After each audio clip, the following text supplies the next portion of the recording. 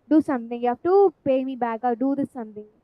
So this is how spyware will reveal your personal information to the public to threaten you. So when they threaten you, you feel insecure. You don't know what to do, and you start listening to them.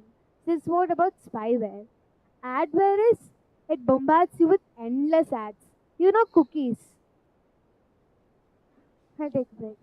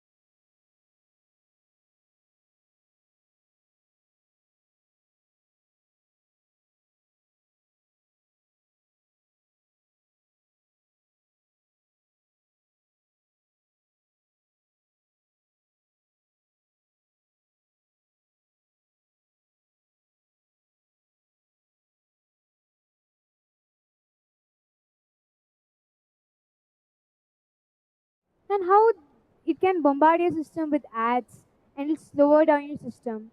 This is about spyware and adware. Let's talk about ransomware. The term itself is very similar to what my concept is about. Ransomware here tells like randomly somebody will get access to your system. Now, this is no kidnapping. When they kidnap somebody, they ask for some ransom. That is, if we want this person back, they give us some money, we'll give you back. Similarly, in internet, what they do, they take your information, and if you want it back, they ask for some ransom. They ask for some money. So here, you will not have access to the computer system. It'll be under them. They'll just hide your information. And if you want it back, you must give them some ransom. Sometimes you'll be in a dangerous situation. Why? They'll ask you a huge amount of ransom, which you're not able to give it to them. And that's where problems. So sometimes this ransomware can create a dangerous situations where when they get information once, they fully have access to it. Next is ATM skimming. This is a topic like after pandemic when we were going to ATMs to do our get withdrawal of money. This ATM skimming, you know how it happens. There's this device kept in the ATM scanner machine. What happens there is once you enter your PIN code in it, they get it, and later when you go, they take that device from that ATM machine, and now they have access to your pins. So here what happens is once your PIN is coded, and then they remove the device, later in future, it's very easy for them to steal your card, steal your ATM card, and now that they have the PIN code, they can easily steal your card and have access to your information. They can easily steal money from it. So this way, they can even do frauds. They might say that we have your card with us. We even know your PIN code. Now you cannot go anywhere. You have to pay us some amount in order to get your card back, in order to get your PIN back, and that we don't release it publicly. So there is ATM skimming. So now we have discussed times. Now let's see the safety tips. How one yourself from these type of cyber crimes. We saw hacking, phishing, ransomware, malware, adware, ATM skimming, so all these type of cyber crimes, how you can protect yourself. Here the first one is by using antivirus software. Whatever type of system you have, make sure you download this. Second, enable firewalls. Usually we use browsers, right? To browse some information or to get some research. Now they say that it's more better to use firewalls. It's just like a wall for protection. Now maybe there's this somebody hurting you. When you draw a line between each other, you protect yourself. Similarly, these firewalls. When you're using browsers, now easily they can have access. But when you use firewalls, they cannot have access easily. Hard to break that wall and get your information. That's why they say to enable the firewalls. Then we have to uninstall the unnecessary apps. The apps which are no longer in use and we don't use it. But still that app has the access, the permission that we have given earlier when in the time of installment. So one day, sit down, everybody, check your phones. Use. I must uninstall it, like remove it from my device. If not, someday I want to use it again, maybe I'll deny the access for a period of time. Or I put this app on sleep mode so they don't use my app when using it. Like they can have misuse of my application. My information can be done. So we must know what type of app we have downloaded, how access we have permitted to it, and what are the denial services. The next is maintain backup. Sometimes we have a lot of memories in our phone, memories with our grandparents, festivals we celebrate. Everything is in one system. Due to some reason, some virus, some hacking, all of your information is vanished. It's just gone. How will you get it back? That's why they say to install or maintain backup systems. These systems will make sure that if some way your image gets deleted, this backup will get back all your information, all your pictures again to you. So you don't have to worry that you lost your pictures and you cannot get it back. So this backup will save your memories, will protect you to gain back the information that you have lost. Next is don't give away personal information. Next, this is somebody you talk to. You have a very good understanding and loyalty with him, but you think that he's not yet ready sharing personal information about his family or about the details of which type of bank he uses. So we must know what type of information we must share and what are the information which must be with us secret. Yes or no? Secrets are not to be shared, they're to be stored. Similarly, this personal information should be stored and not shared away. Then we have security settings and learning more about internet privacy by doing these quizzes about learning what's digital citizenship. Now, for some purpose, you might not know that you're using this website, but it's illegal, and some or other way you get trapped to it. So, what do you do when you have this access about the internet of how things work? When you gain the knowledge, you become a digital citizenship of how well you can protect yourself. Like if there's a threat happening to you, you must know what type of software you must download. Or if there's something wrong in this app, delete it. If there's a little bit confusion, a little bit wondering that no, this app is not good, just remove it. So in this way, what you do when you learn about internet privacy, you learn about what are the different type of cyber crimes. And if the crime happens to you or your friend or your family member, how will you protect your family members? How will you protect your friends, your community people? That's why everything now we learn about animals, we learn about plants, we learn about our country, learn about internet privacy, how important it is.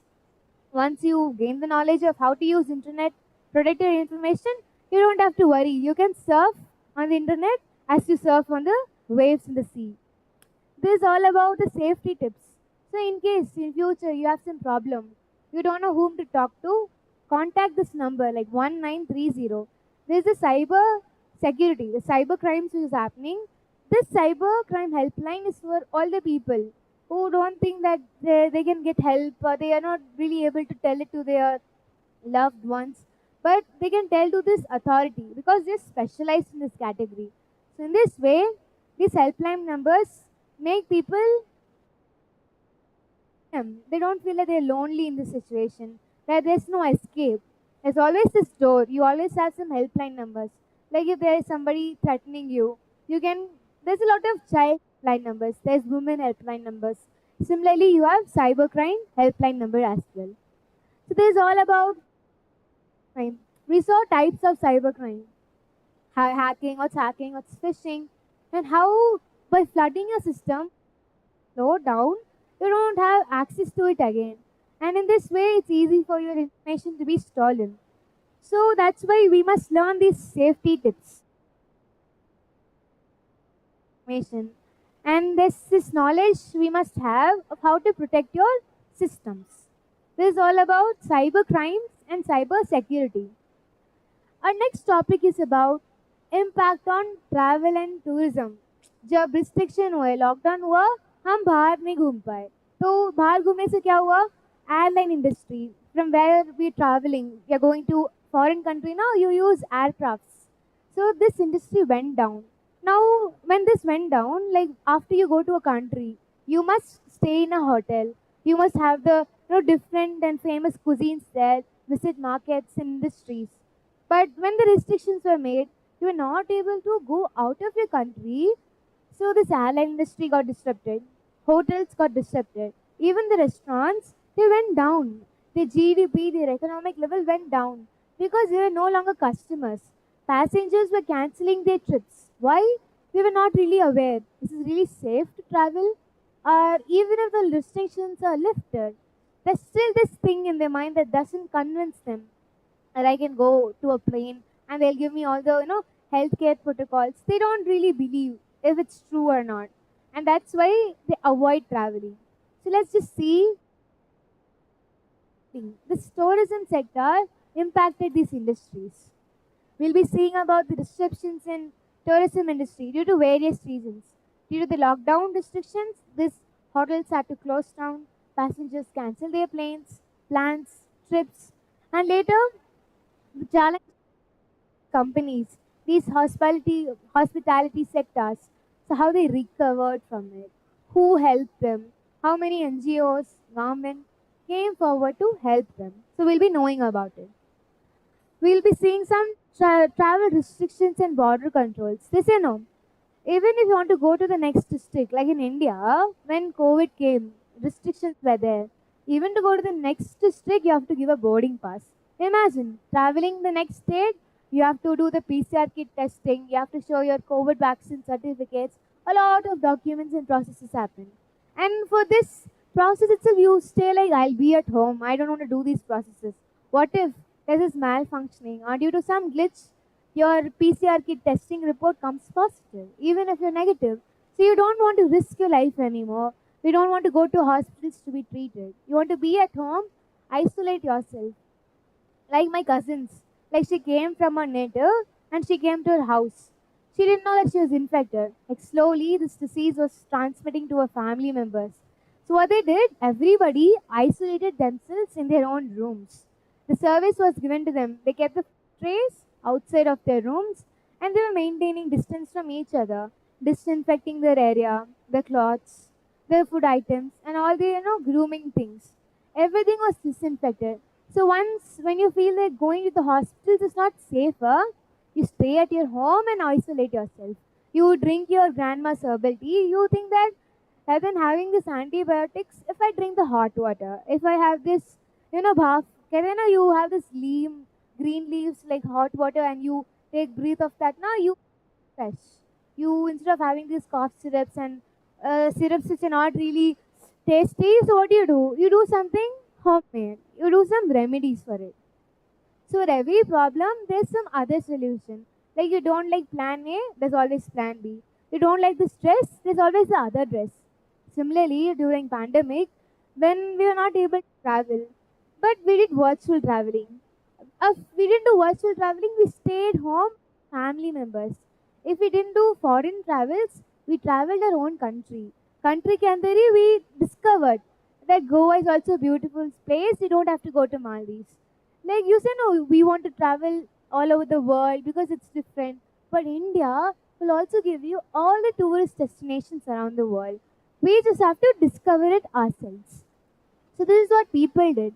They understood that for now, for this time, restrictions are there, some policies are there. We'll stay in our home country. We'll not go outside to risk our life and risk our friend's life, our loved one's life. Survivals. As I said, no.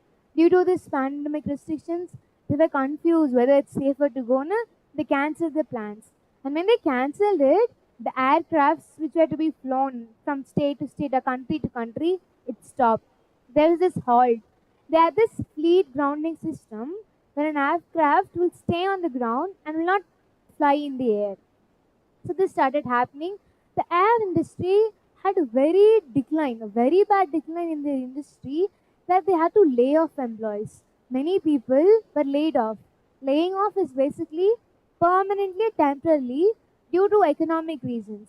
You remove few participants, few people from your company for a particular time until your economy is stable. So this is laying off.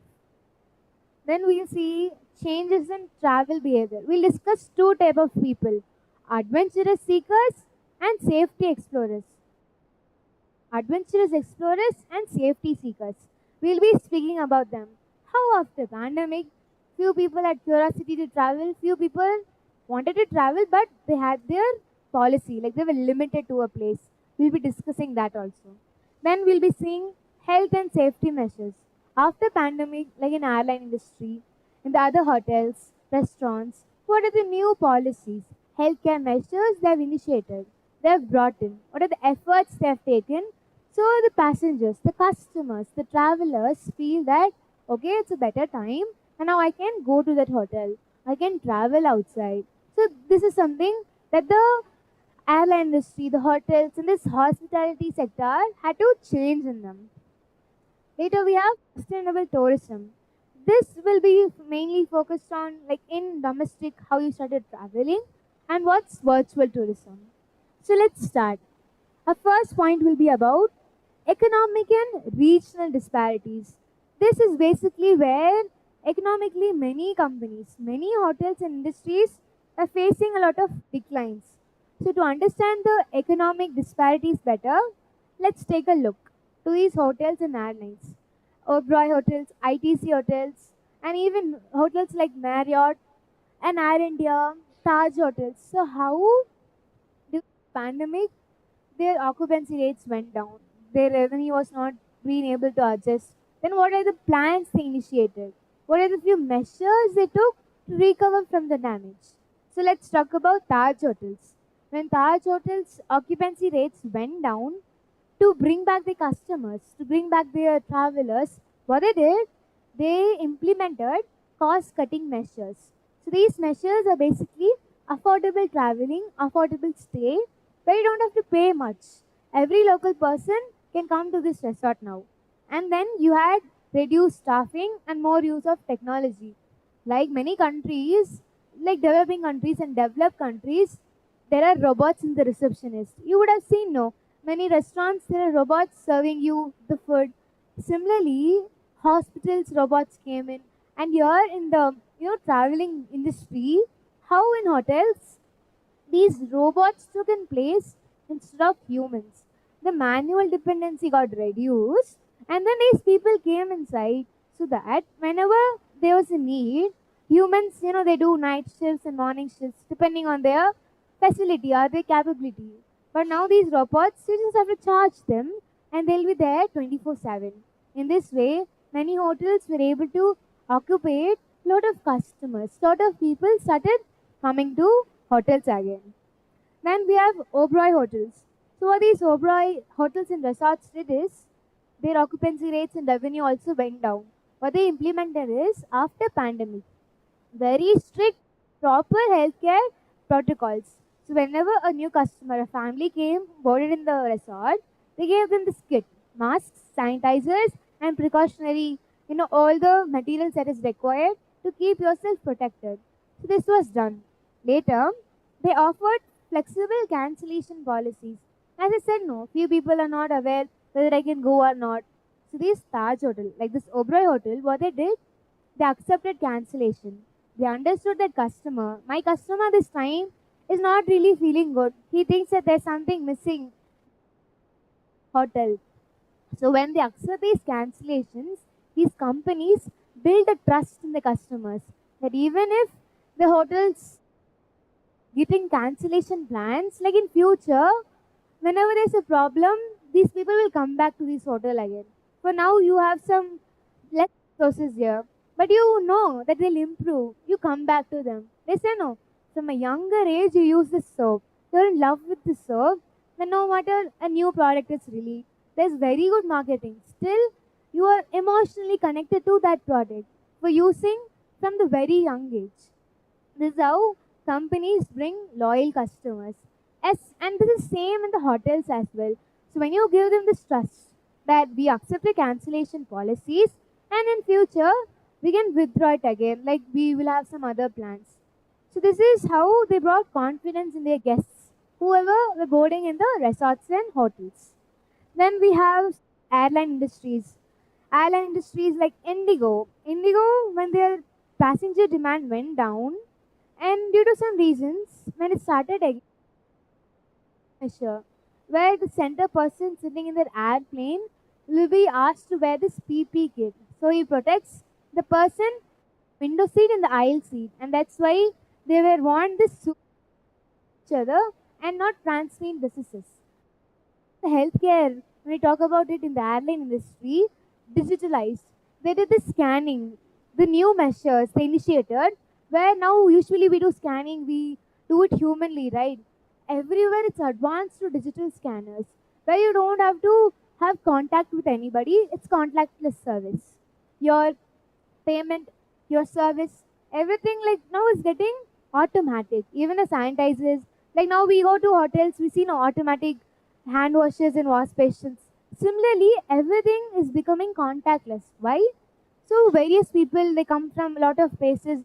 We don't know what they're carrying with them. So to not happen and not to contaminate that particular area, things have become digitalized.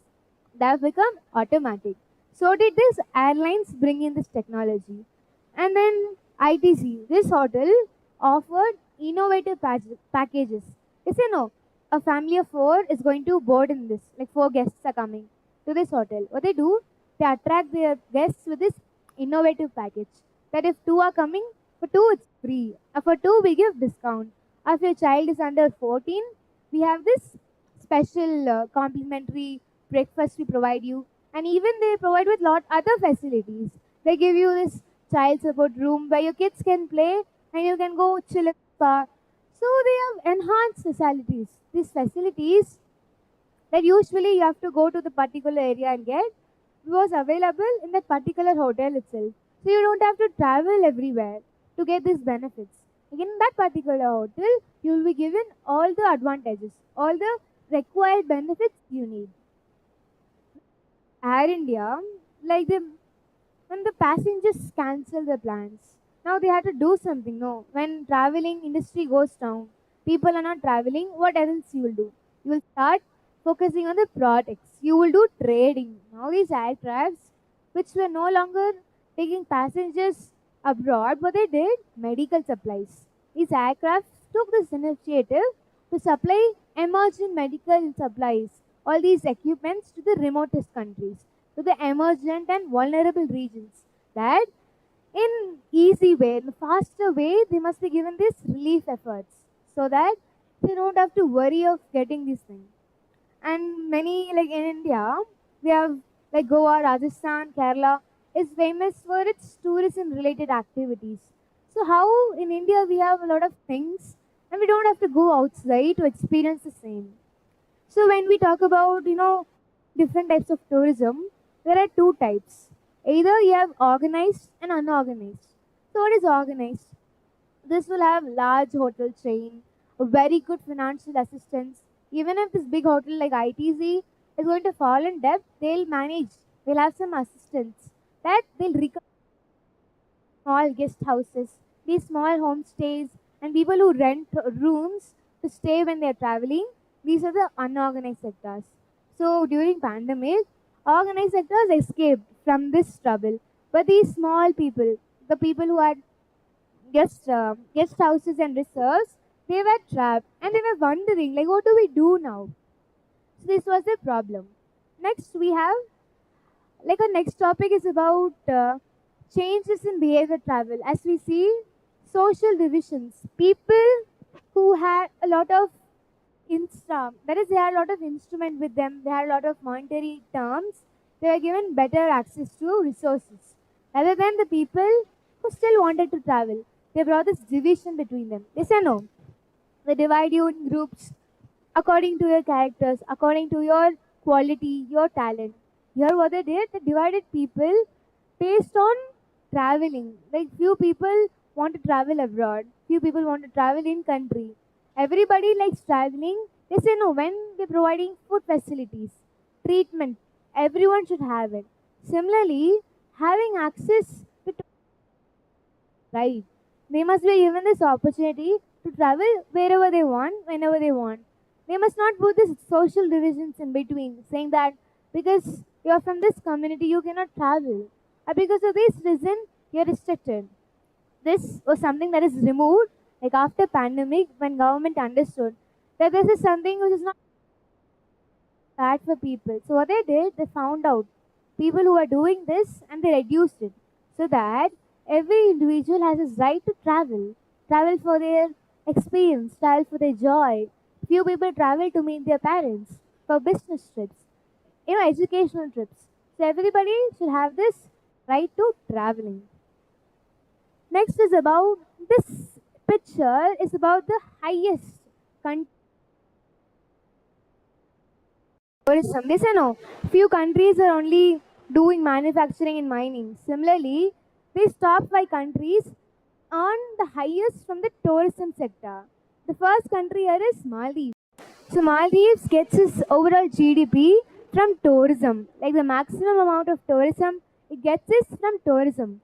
So Maldives here, like 38%, like almost 39 percentage of its income is earned via tourism sector. So when lockdown measures were implemented, imagine this country with high GDP, due to restrictions, how much it would have claimed. Not only Maldives, many other countries like British Virgin Islands. These islands are very famous for its beautiful landscapes. Like Maldives, I'd say it's famous for checks. That is, Maldives, you go for beaches, for the atmosphere where you're away from everybody. You have your personal room and you enjoy. So here people were the celebrities. Most of them were going to Maldives. Imagine, due to restrictions, many people were not able to go. But later, restrictions were lifted. Many celebrities, many other people, famous people, started going, having spending time there. So in this way, they recovered. They recovered their losses.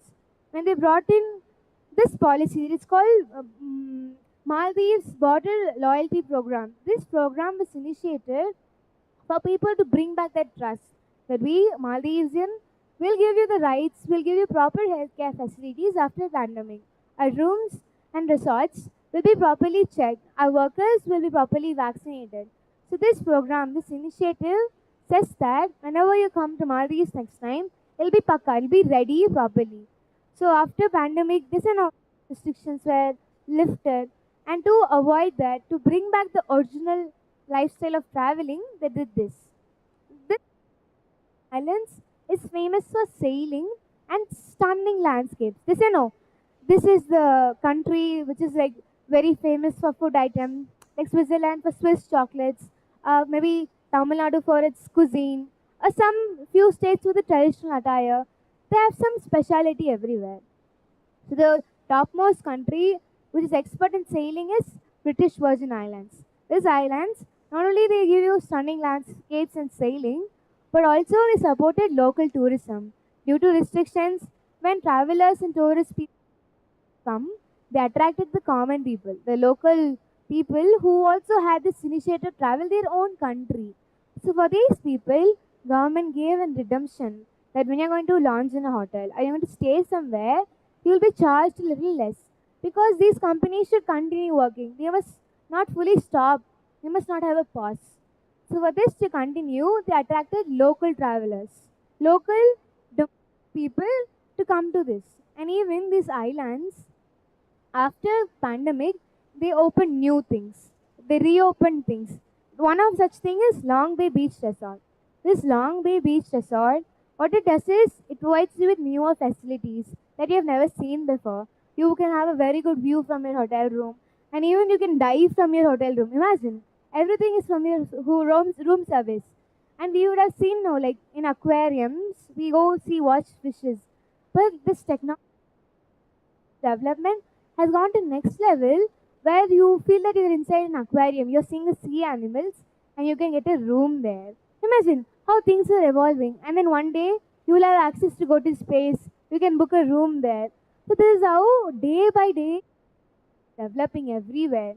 Similarly, these islands, when they reopen new things, because people's preferences changed, there were new recommendations.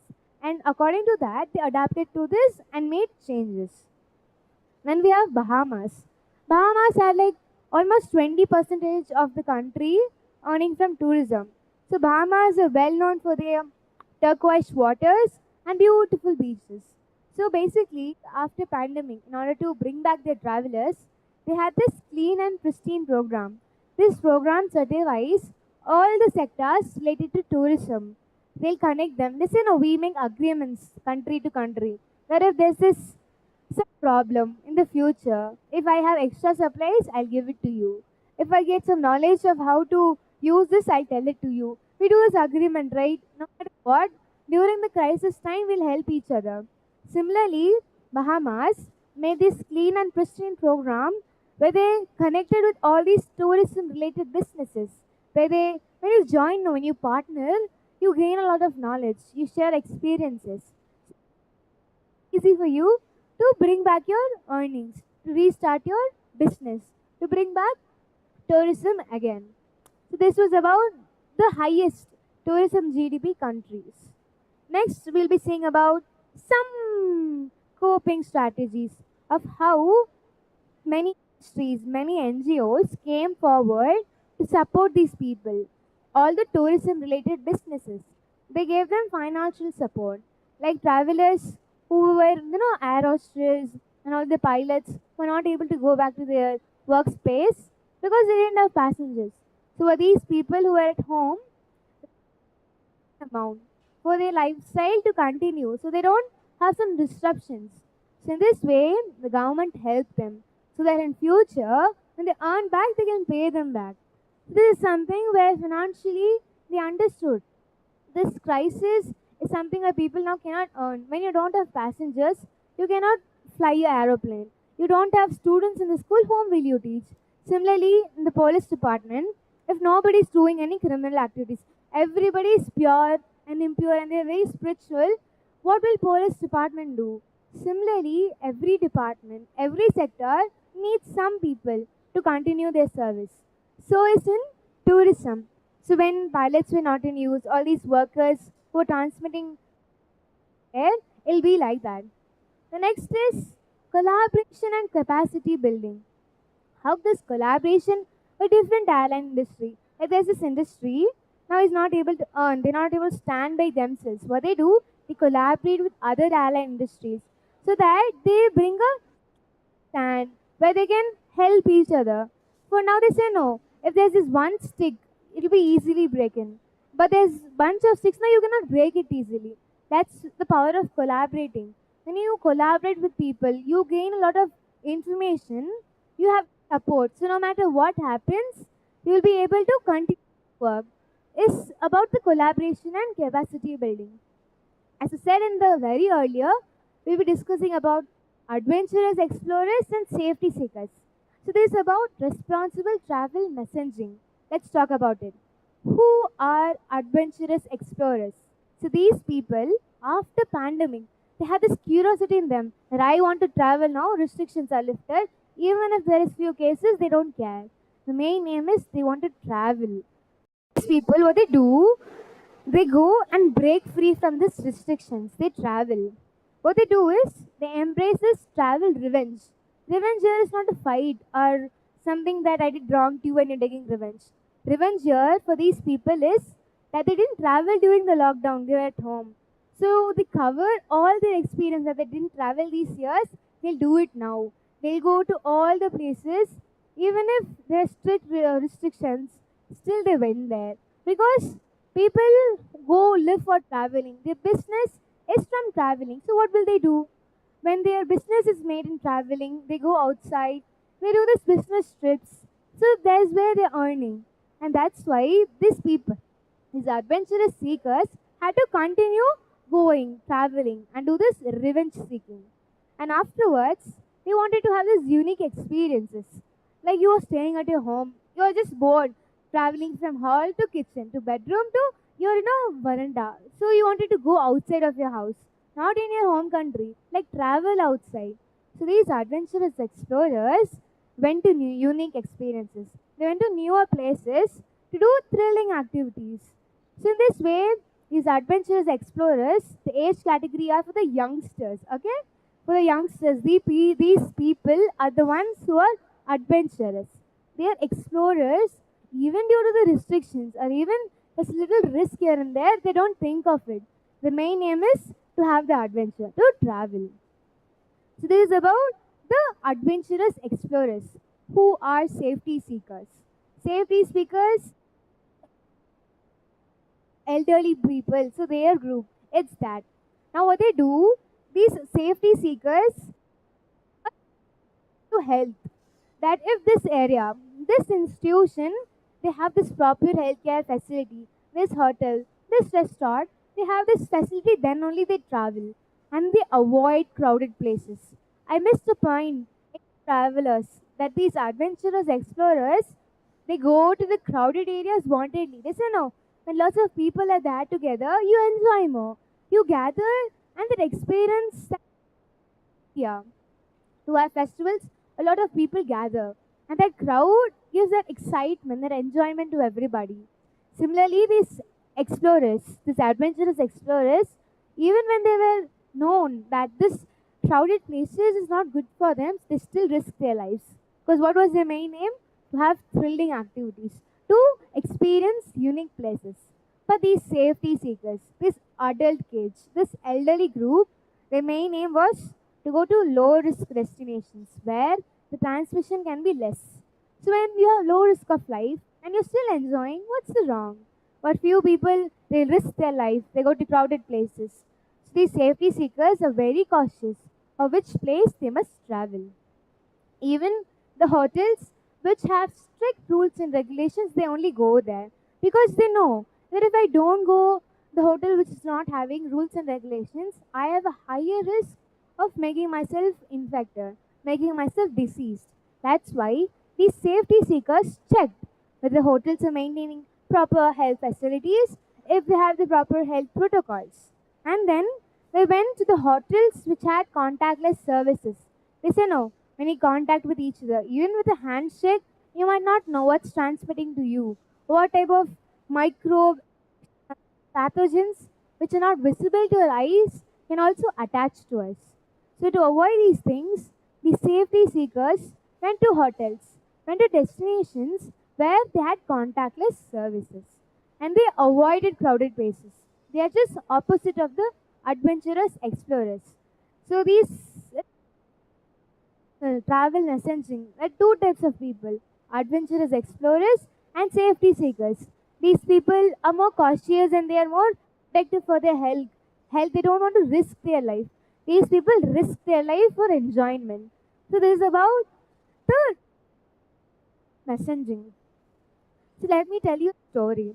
This story is about from skies to screens. This story is about a flight attendant. How when COVID came in, how her lifestyle changed. But she didn't lose hope. She did something. So let's know about the story. Sarah is a flight attendant. She's an air hostess in an industry. So she travels with a lot of passengers regularly. She meets every day new passengers.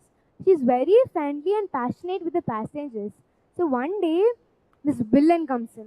Who's the villain? COVID 19. And due to COVID 19, due to these restrictions, now Sarah has to stay at home. She cannot do traveling anymore. Her passport is in the corner of the room, dusty. That is, she no longer has the stamps of traveling around. She's no longer in skies. She has come to screens. So this is how Sarah's life transformed from flying to working online. So once the COVID came and this villain came in, all the clouds become darker and it was thundering. Sarah's life was in danger. They say no, when your career is in danger, you don't know what to do. So was with Sarah. Now she didn't know what to do. So what Sarah did, she learned. She joined this online application. They say no, with one click you can do a lot of things. So she enrolled herself to continue her education, to learn something more which she was not able to do before. Now that she has these online platforms where she can learn and gain more knowledge and become wiser, she was doing well. Now it's okay. Now she has to do something to earn, to get her income back. So she gives lots of interviews online. Rejection, rejection, rejection. Continuously she gets the rejection, but she never loses hope. She never gives up. She's still compassionate. She finds the reason for her rejection. She works hard. She works smarter way. And she joins the storytelling class. This class where she tells a lot of kids, a lot of people sharing her experience when she was flying around, when she saw these beautiful places, when she met these passengers who were celebrating in the know and had the airplane. She was sharing them. She improved her storytelling technique, and in this way, she built a career. So after gaining a lot of experience around by doing storytelling, by sharing people her experiences and gaining an extra knowledge, she started opening her wings again. And later, slow by slower, the COVID restrictions were lifted. And now, when she returns back to her workspace, they gave her this promotion.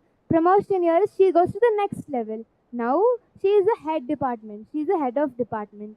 She is going to control and guide all other head air hostess and flight attendants to tell them and train them how we must be with our passengers and what are some new policies and learnings that we must tell them.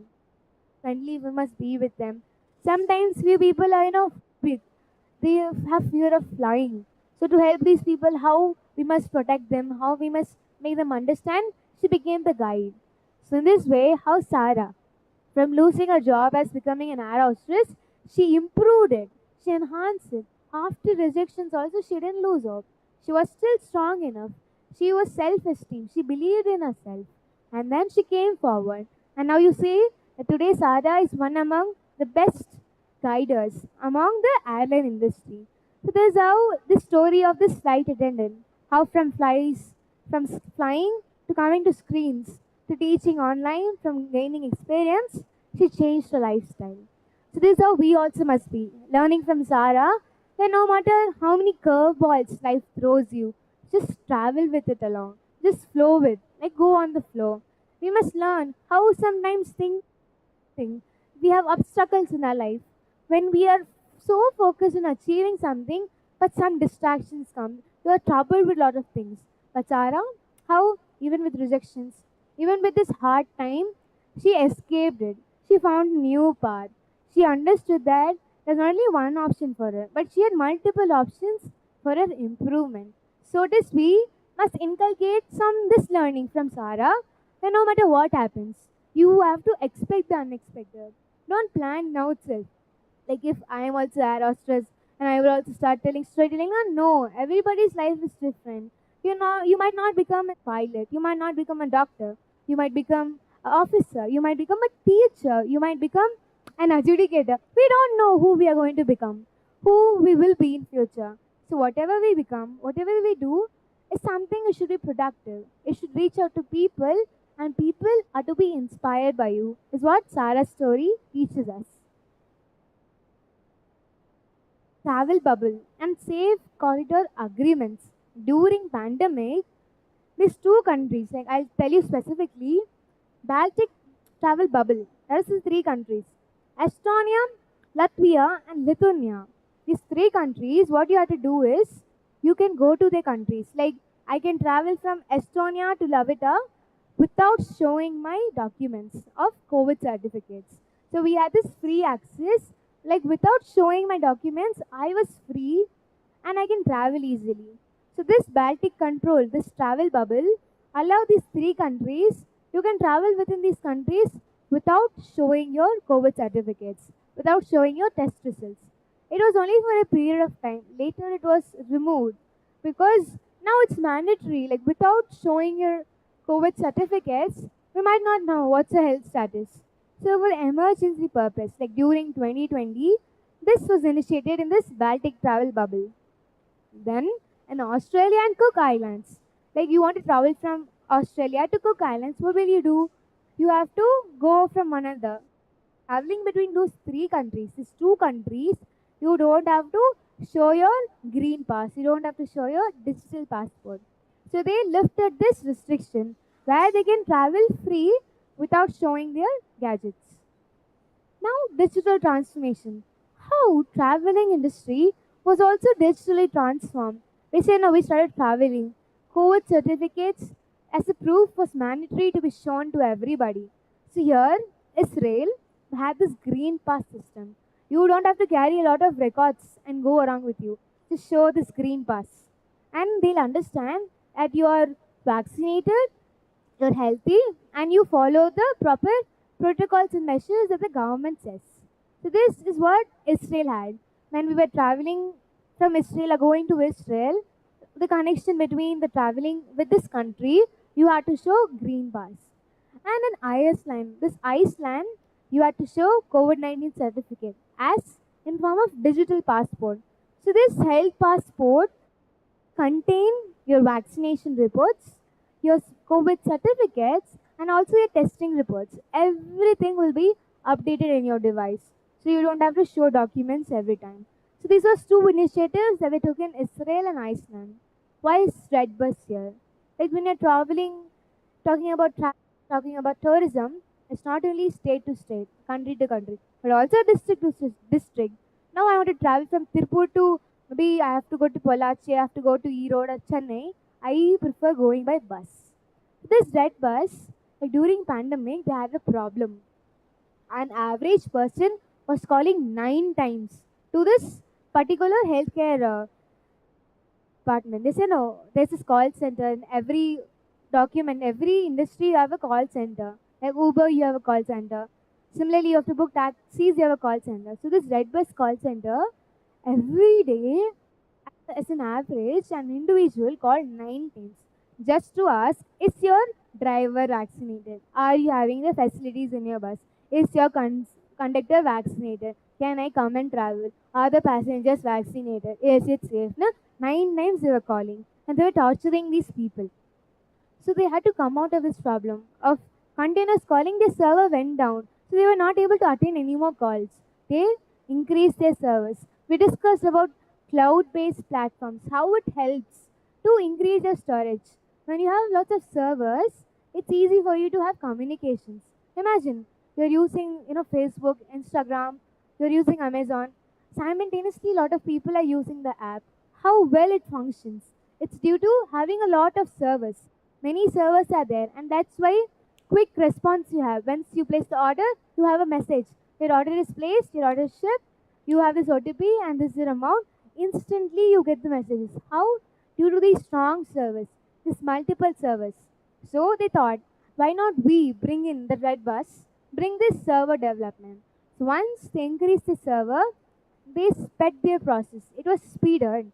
So in this way, now as average, they don't call 9 times. In the first call itself, these people tell them, our driver, conductor, passengers, whoever they are going to come, are going to be vaccinated. They'll have the proper healthcare protocols to be followed. Instead of them calling again and again, like, can I cancel? Can I come tomorrow morning? To, not do useless questions, they reduced. Like after COVID, no, this long processes were shortened. Usually cooking, we have to chop the vegetables. Like you have to buy first, you have to go to market, wash them, chop them. No, peel them. Then you chop them. No. Before peeling, chopping, you have to do which type of vegetable you want. You have to choose it. There are a lot of steps to do. Like once, when you start using AI, you start using machines, you're washing, peeling, cutting. When you do and put in the machine, it will do everything. Your process is reduced to fewer steps. You don't have to do a lot of steps. So this is how technology is helping us. It's reducing steps and like in 3-step process, in 2-step process, your function is done. This transaction is over. Like you scan it, you enter your code, transaction is done. We note, 20 rupee note, a coin. You just can use your digital wallet. You can do UPI scanning and contactless payments, and it's a very good idea. So they brought in all these things in Redbus so that like next time, whenever there's a passenger wanting to come travel with their buses, they'll make sure that the facilities are proper. This is about the transformation. Next is about sustain trees when they had a lot of other plans, restrictions. They were not able to bring in travelers. So like in the country itself, we did this service, did this tourism. The first one is boundless exploration from home. You would have seen a lot of fictional movies, I think. Lot of scientific movies where they show no. These people in a family, like from their window screen, they feel like they're traveling. So this technology is actually being built up. You can experience a lot of sceneries. Even if it's winter, you can have the glimpse of summer, window itself. The technology is developing so well, you don't have to wait for spring anymore. You just have to use the remote and change the screen. So you feel that, okay, it's winter. Technology is now developing like that. So here what I want to say is, they had boundless exploration from home. Even when you're at your home, you can do virtual tourism. So understanding that better, you can see here, there's this Dekho Mera Delhi app. This initiative was taken by Delhi government for the tourism, the tourist attractions. What they did, once you download this app, what you have to do is you will have a companion on the go. Once you download, there'll be a robot, like there'll be a chatbot will be guiding you how to use this application. Once you download it, you will get information about the heritage sites, the food joints, the unique places that you can visit in Delhi.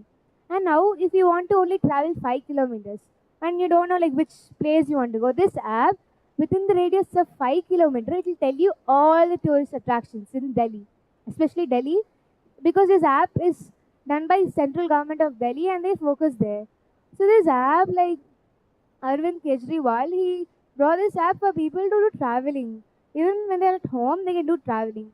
So this is something where you can book your tickets online. They'll send you this package to your home. You have to wear these goggles. And when you wear it, you'll feel like you're going inside Humayun's tomb, inside the temple. You feel like you're walking inside these heritage places. That benefit it gave you. Quick information by providing these popular monuments like India Gate, Mughal Gardens, Red Fort, Akshardham Temple.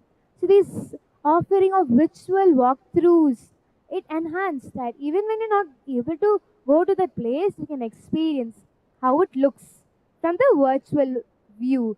So in this way, when it's not really real, but you really understand, no, 3D movies you see, 5D movies you see, it feels like you're experiencing it. The water splash, the seats movement, it makes you that you're traveling in a roller coaster. You're in the jungle, dinosaurs are really there.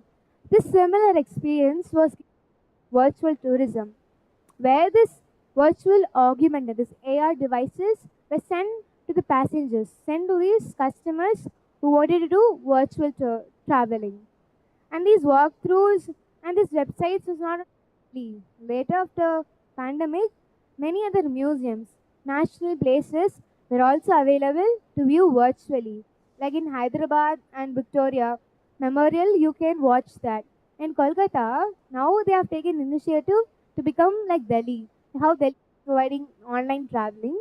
Similarly, back to online. So they are going to do online exhibitions where you can experience a real life exhibition. Yes or no?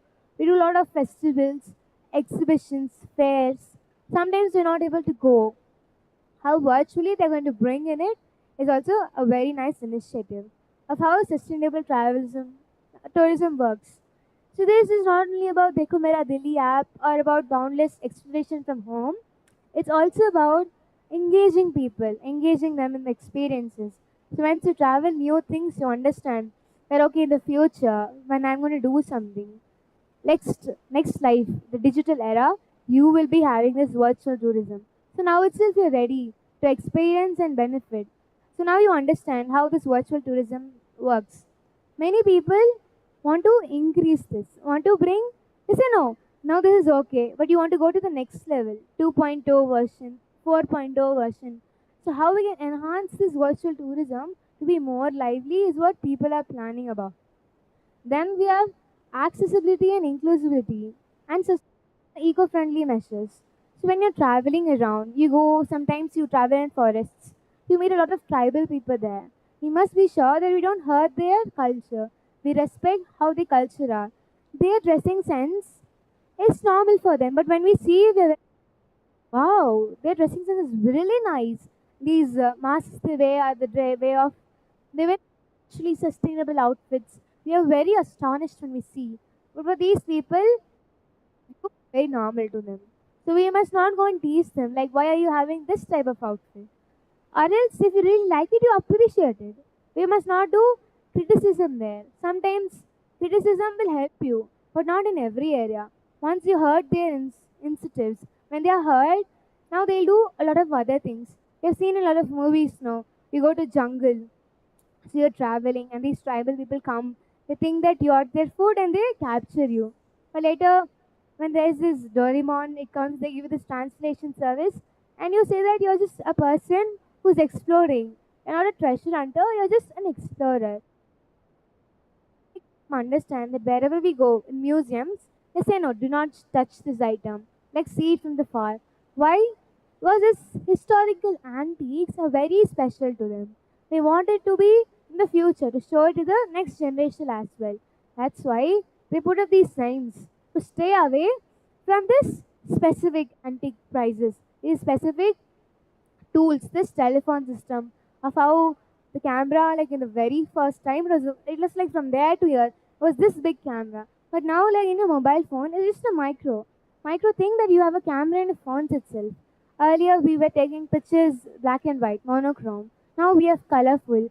It's very beautiful that we have high pixel cameras. How things are innovating. How after COVID 19, iPhones, mobile phones, technology, electronics are updating day by day. So how we were having button phones, we had smartphones. Now these smartphones are convertible. Like if there's this tab size phone, you can fold them, foldable phones. We had laptops, we had keypad, or you can attach a mouse. You have touch screen laptops. It's flexible. It's having this yoga facility. So how things around, you have to accept it. So does travelism. What they say is when we go around different areas, we must respect their policies, respect their sites, their culture. So not discriminate them, but enjoy the ambience of how beautiful life is. And we have not yet discovered a lot of culture that's yet to be discovered. It's all about impact travel and tourism. Next is we'll just have a recap of what we saw on impact of travel and tourism. We saw how many companies were facing economic and regional disparities, how they economically went down and later they started attracting local customers, local travelers. Then to cope up with the strategies, they had some coping strategies, financial support. They were doing responsible travel messaging. Even saw how inspiring Sarah's story was. Even how she was a flight attendant, she had this COVID, but still she recovered from it. She brought in that she could do it head post. She got this promotion where she's now doing way better than she was earning before. And we saw about travel bubbles for that duration, for that emergent purpose.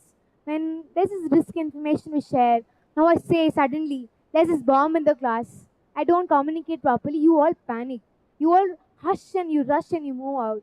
But a good person, what he does is when there's something happening, when you have to give a serious information, you say them clearly and precisely. Listen, everybody, it's an emergency. I want everybody one by one to move out of the classroom. So, in this way, when we do the communication properly, we understand them, make them understand. Even in the hardest of times, you must not panic. Things can happen in a slower process also. That doesn't mean like till the bomb blast you have to be in the room. Slower process in the sense, in a way you don't hurt each other. You just do quickly but not rush up. So this is how you have to tell them. Similarly was this travel bubbles. When people were not able to understand and follow the restrictions, this few countries removed it. So they can understand that the passengers had this emergency to travel to their countries, to do migration. So these countries alone were given a permission not to show their COVID certificates. But now the restrictions are strict. You must show the certificates of the COVID 19 and how and when you're traveling. Have booking systems and we're doing a lot of things right now. Initially, you have to go to that particular area, go to airport to book a ticket. Now, where you want to go, it's online. You have different preferences, different type of prices of various tickets. You even have economic class, business class, first class.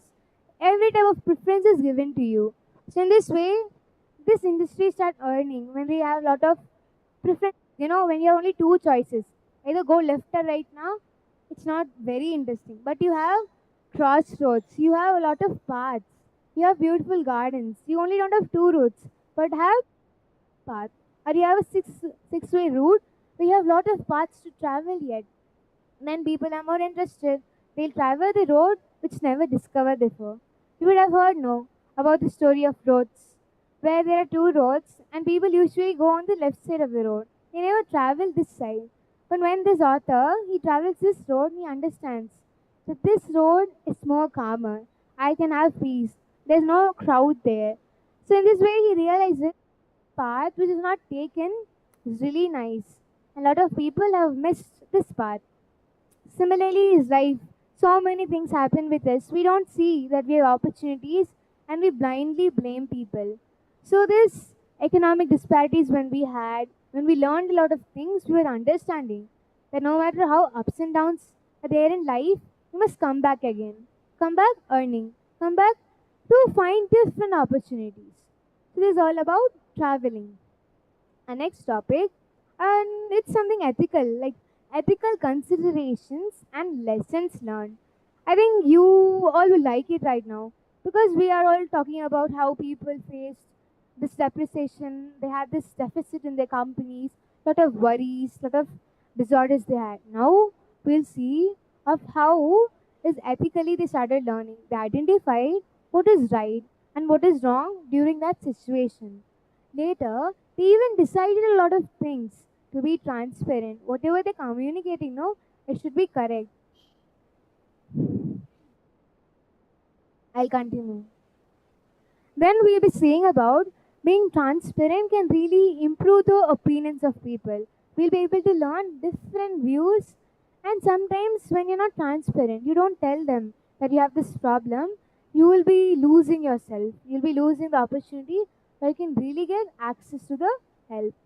So we'll be seeing about how during COVID-19, like they say no, COVID cases have increased. In government websites, they're updating us. According with that, like simultaneously, anonymous websites, unauthorized websites, they post that this is all fake and cases are decreased. You can continue going to traveling. You can continue coming to your workspace. So people with the real information, they were also telling some fake information. So how do we identify these practices? We learn to remove these unethical practices, these malpractices, this cheating, this stealing of money, stealing of resource, stealing of personal data is to be avoided.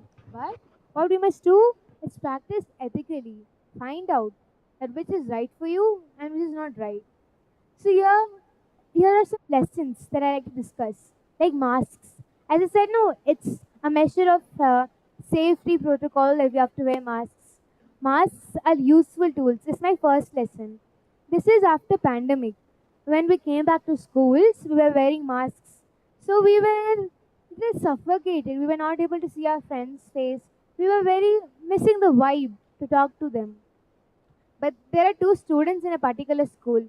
This story is about two students from ABC school. This school, when reopened after the COVID pandemic, they still had to follow some precautions. They had to wear masks and do social distancing. But these two pranksters, they like pranking each other and they do it every time. So now this masks became their tool, became their gift to do pranks. Imagine what all they would have done. I'll tell you. So after pandemic, when schools reopened for maybe let's take two persons, Suja and Rama. So Suja and Rama, the two best friends, they like pranking each other, and that's the way they laughter and joy in their life. So when school reopened, after this very serious situation, after this hard time, they wanted to bring by the joy. Their main intention was to prank the friend and make him embarrassed. But in turn, when they were doing these pranks, it was not only for embarrassing them, but they brought back the laughter, the joy, the humor into the classrooms. So the first day of the school, what Suja and Rama did is Suja thought let's do a prank. So what Suja did, he took the mask school in order to get the masks. There's this cupboard. You have to go get your masks from there. Like everybody, like they say, no, they'll give you locker, like in the Western culture. Similarly, all the students and teachers had their personalized lockers where all these resources, masks, sanitizers were kept. So they had to take from there and only wear these type of masks. So now, what this Suja did, like he came to school early one day and he drew smiley faces on the masks of the students. The next day, the students came to the school and wore masks. They were looking at each other. Hey, your mask design is nice. Like, where did you get it from? Hey, wow, you're smiling. I cannot see your original smile, but the mask portrays that you're happy. Few had this emoji, like weird emojis. The smile alone was drawn in the mask. So when people saw this, the atmosphere in the school became exhilarating. They were enjoying it. Everybody were laughing, looking at each other. The mask is very funny. So in this way, how serious pandemic was, how worried we were. But just a glimpse of this act, this prank brought joy. What happiness, laughing, burst out. This is a lol. You're laughing out loud. So this was happening. So this is how they are doing their pranks. So Suja's prank is now over. Now next, Rama. He has to compete him. He has to do a better prank. So what he does, the next day, like they have this extra class. So Suja is now in the classroom and Rama, he says that he wants to use washroom. What he does? He brings googly eyes these decoration items and he attaches to the mask. So the teachers, not the students this time, teachers. So the next day when the teachers come and get their masks, googly eyes are hanging in their mask. And it's very funny. Like teachers at one point they were very annoyed. These two kids are very annoying. They're doing this mischievous acts and just it's not good. But inside itself they were feeling how this googly eyes hanging in their masks and this weird, they had this stickers on their masks that when they smiles. That's Suja did. So in this way, teachers were also laughing. They were not stressed anymore of how kids, how to involve them, interact them. These students found their own way of having fun. One point of time, teachers were annoyed, but inside, they were very happy. After a long time, they are laughing again. So day by day, their pranks got worse and worse. We were having this competition, like who is going to be the prankster of the week. So Suja, what he did, when you're wearing mask, you don't know who is speaking. Suja started making mimicry of us, like meow, bow bow, weirdness, like during a very boring history class. To waken up the class, he started mimicking and making weird noises. So then he was like meow, meow, weird noises. All the attraction went on to him. They didn't know like it's Suja only, but somewhere when you listen, you go there. Your mind diverts to that area to get that attraction. In this way, how a boring history class was again laughing. They were again enjoying with this mimicry of this person. This is how Suja and Rama, with their pranks, they brought that humor back, that liveliness, that happiness, that joy in the school bag. So the principal saw all these things. And the principal, what they did, he didn't scold them. He said that we'll have a mask mayhem day. Like we celebrate no World Environment Day, World Cancer Day, Diwali, we have Doctor's Day. Similarly, the principal announced we'll have this Mask Mayhem Day. This festival where every student, every teacher can participate. What they have to do is wear masks and do something different out of it. Few people made puppets out of masks, and few people were doing various mimicries by wearing the masks and by identifying like which person is speaking. So in this way, this festival connected the whole school again. The regular life that they had now, when they missed certain events, when they were having restrictions in online classes, to bring back that same liveliness that participants, this event, this Masks Mayhem Day, made people express their talents of how in different ways you can wear masks. And even they did some experiments where they made this mask fly in the sky. Even few kids, what they did?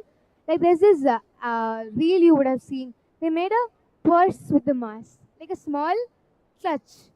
So in where you can keep your money or maybe keep some of your snacking and you can sneak in some kind of candy something. So they did all these different type of things using one mask. So this is how when something is given to you, like this is a wealth out of waste. By using these instruments which are no longer in use, but I gather these things and I make something productive out of it. So they learn how these masks are useful tools, how they brought back this excitement, this energy back, this liveliness in the life of the school. And yet today, whenever they go in the corridor, they see this Mask Mayhem Day, like they, keep the awards and all these trophies in their corridor. Now, this Mask Mayhem Day was kept as an, keep for remembrance of how joyful it was and really interesting it became. The next we'll be seeing about sometimes you need a dose of humility. This lesson was learned of a group of friends. Like after pandemic, when they wanted to hang out again, they wanted to feel the liveliness and connect with their friends. So they made a plan. These group of people, these friends, they gathered in one of their friends' guest house. So this lesson is about sometimes dose of humility. So after pandemic, when COVID, the restrictions were lifted, these friends gathered in a friend's farmhouse. They whole day they planned to do a lot of activities. When you miss your friends, when COVID was there were a lot of restrictions. You were not able to meet your friends, a lot of your people that you love. So after pandemic restrictions were lifted, these group of people made an idea. Let's gather somewhere. So in one of the farm, their friends, like Jennifer's house, they had this time spending. Like they planned the whole day to spend together. You know what they played? A lot of activities. They played the scavenger hunt. It was not a normal scavenger hunt, but selfie scavenger hunt. Usually, what we do scavengering, like you find things like treasure hunt. The selfie scavenger hunt was they'll take a selfie and they have to find out where their friend is in the farmhouse. So in this way, it was very exciting. It was very thrilling of how they brought this innovative games to bring back their connectiveness, to communicate in a way that will join them back. So they started playing these games. And then they even had this contest where you have to suddenly come, a song will be played and you have to do a performance. It's going to be very weird. Imagine there's this traditional song played and you're asked to do a robot dance. So how humiliating it their friends. But they were enjoying it because after a long time they met their friends. Whatever weird things they were doing, even if it was very strange, they were enjoying the moment. It was very good for them. They were feeling really excited and that connectiveness came back to them. They didn't stop with playing this, challenge. They even did this comedy show where a serious topic will be given to them and they have to convert it to comedy. You know what they did? So there's this principals are usually portrayed that they're strict, and what this person has to do is turn it as comedy. So there's this movie, Three Idiots. So in this movie, the principal there is dressed in a very funny attire. So what happens is the story is very strict. Now this person mimics the same character in that movie, but in a comedy way. He walks the way that the principal walked in the movie, and was few dialogues of they say, how will you ask a person to come here? You will say either how, come here, see there, you find that area. How we speak in gibberish, people don't understand it. So they were doing and reframing all the movie dialogues and all these scenes, recreating in the version and having joyness. After playing a lot of games, they sat together. They discussed, like during lockdown, how hard it was for them to do the online classes. And they even shared few instances. During online class, they left their mic on and they were speaking something. Like the television was on, their aunt, like, auntie, yesterday in my class I was sleeping. So everything was heard in the classroom because the mic was unmuted. So we shared all of our embarrassing events, adapt to the remote learning of lifestyle. This remote work, this remote education taught us that whenever problem in the life, anything can come to you anytime. This, be prepared. Why this is to face it, to face the challenge, to face whatever comes to you on your way. Just take it along and move it together. Just don't stop there. Just because it's going to disturb you, you take it with you. Like they say, no, you're traveling in an area. Suddenly it's raining, so you don't stop. You still continue traveling because that inner urge to complete that success, to reach that particular point, will make you go towards it. So we learn of how difficulties or how some stones and obstacles will come to your path, but still you find this connectivity. You come back to the real world, solve it. So this lesson teaches us how sometimes this humility, this humor can change your life entirely. Then the next story is about community is essential, so is technology. There's a very nice story of a cafe. This cafe usually served coffees. So after pandemic, people's preferences changed. They wanted something to be new. So they turned the cafe to a hangout space, a space where their friends could come and recreate things. They can do a lot of paintings together. They can, crochet a lot of baskets together. And even they had this open mic contest where they can share the funniest and the precious moments during COVID 19. So, in this way, that community center, that cafe became very lively. And you know how this happened? How they brought the community together using technology. When this cafe posted online that we are going to advance our systems, our cafe is no longer going to serve you coffees and only food beverages, but hangout space will be there, and there are a lot of other spaces. Using this technology, they attracted a lot of new customers. So this is why they say, like bringing community together is essential, but technology is too. Without technology, this cafe wouldn't have gained a lot of customers. So in this way, this cafe became the highlight of the town. Lot of people were coming to the cafe and they were very enjoyable. And even, what they did, the best people who gave the best, reviews and stories, their photograph was taken and they were stick in the wall as a remembrance. They say no, after 10 years you come to the same cafe, you feel nostalgic of how you reminisce about that day. That day you went there to this cafe. It was a very normal cafe. After 3 years when you went, it was totally modified. After 10 years ago, you still see that day when you came, your picture is still hanging in the wall. So this is how pandemic it brought community together. So does the technology. With the help of technology, we are able to bring a lot of people together. Then the next one is about real-time COVID incident showcasing humanity and compassion. We say no, we have to appreciate a lot of people, but sometimes we cannot meet them. So during the COVID time, the frontline workers, the doctors, the police department were working tirelessly, not thinking of their own family members, not thinking of how their people are, but to treat the patients, to treat the public. They're working so hard. So in Italy, like initially the cases were very high, so they had the strict lockdowns. Now what they did, in the building, everybody sat in their balcony.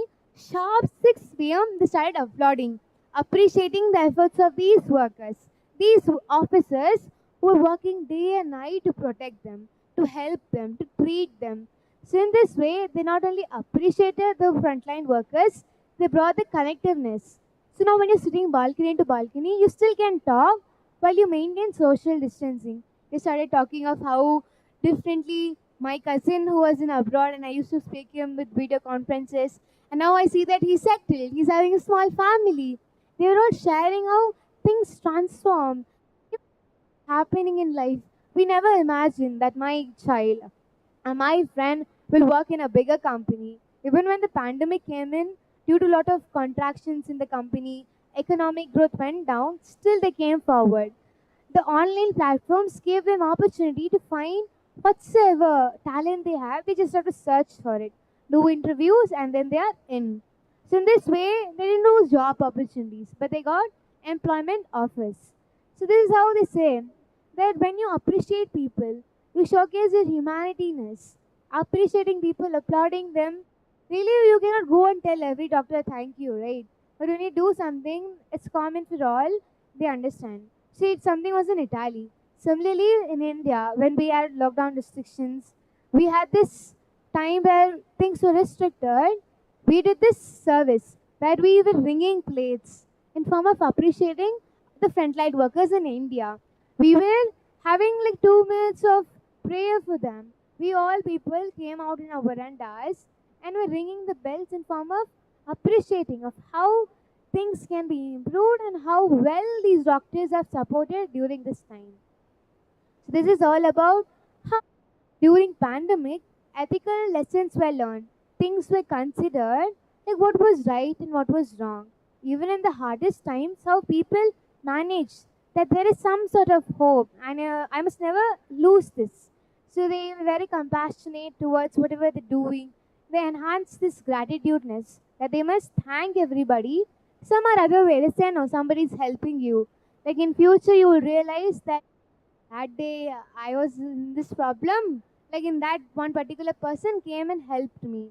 Then this help, this kindness is passed to everybody, and you realize how well people are connecting. Even during pandemic, even the social distancing, these restrictions were there.